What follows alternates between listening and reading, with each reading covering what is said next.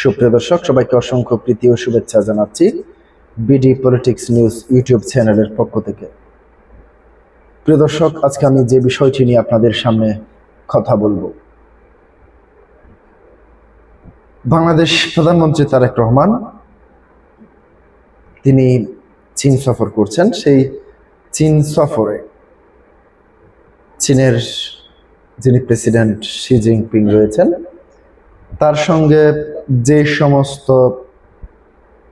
বিষয়ে কথা বলেছেন কিংবা যে সমস্ত বিষয়ে দুই নেতা ঐক্যমত্যে পৌঁছেছেন, আজকে আমি সে বিষয়টি নিয়ে আপনাদের সামনে তুলে ধরছি। দৈনিক ইত্তেফাক যেটি বলছে, প্রধানমন্ত্রী তারেক রহমান ও চীনের প্রেসিডেন্ট শি জিনপিং এর মধ্যে দ্বিপাক্ষিক বৈঠক অনুষ্ঠিত হয়েছে। বৈঠকে বাণিজ্য, বিনিয়োগ, কর্মসংস্থান এবং দুদেশের জনগণের পারস্পরিক যোগাযোগ বৃদ্ধির মাধ্যমে বাংলাদেশ চীনের সম্পর্ককে নতুন উচ্চতায় নেওয়ার আশাবাদ ব্যক্ত করেছেন প্রধানমন্ত্রী। শুক্রবার ২৬ জুন চীনের স্থানীয় সময় সকালে বেইজিংয়ের গ্রেট হল অব দ্য পিপলসে এই দ্বিপাক্ষীয় বৈঠক অনুষ্ঠিত হয়। এর মধ্যে প্রধানমন্ত্রীর কার্যালয়ে মুখপাত্র মেহেদী আমিন জানান, বৈঠকে প্রধানমন্ত্রী তারেক রহমান বাংলাদেশের জাতীয় স্বার্থ সংশ্লিষ্ট বিভিন্ন গুরুত্বপূর্ণ বিষয় তুলে ধরেন।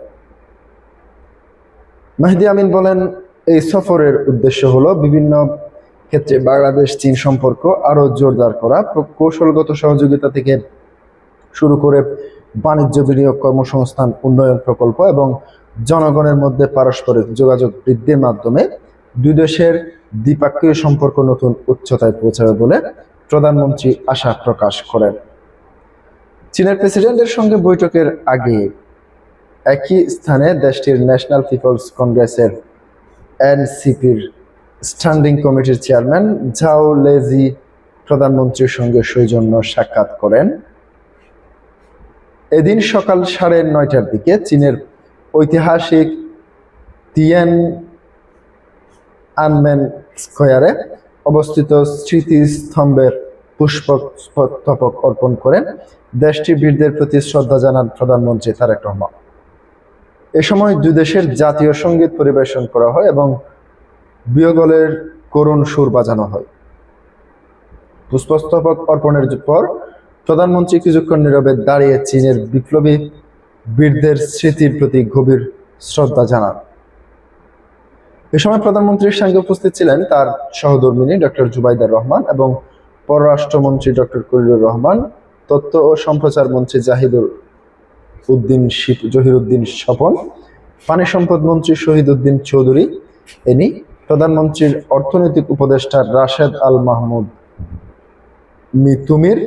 তিতুমির, প্রধানমন্ত্রীর পররাষ্ট্র উপদেষ্টা হুমায়ুন কবির, শিক্ষা, প্রাথমিক ও গণশিক্ষা, প্রবাসী কল্যাণ ও বৈদেশিক কর্মসংস্থান এবং শ্রম ও কর্মসংস্থান বিষয়ক প্রধানমন্ত্রীর উপদেষ্টা মেহেদী আমিন এবং প্রধানমন্ত্রীর অতিরিক্ত প্রেস সচিব আতিকুর রহমান রুমন প্রমুখ। প্রধানমন্ত্রী এই সময় সফর সঙ্গীদের আজ বিকেলে 5টায় বেইজিং থেকে ঢাকার উদ্দেশ্যে রওনা হওয়ার কথা রয়েছে। অর্থাৎ আমি যখন এই ভিডিওটি করছি তারা এতক্ষণে ঢাকায় পৌঁছে গিয়েছেন। প্রিয় দর্শক, আজকে পর্যন্তই। আসসালামু আলাইকুম ওয়া রাহমাতুল্লাহ।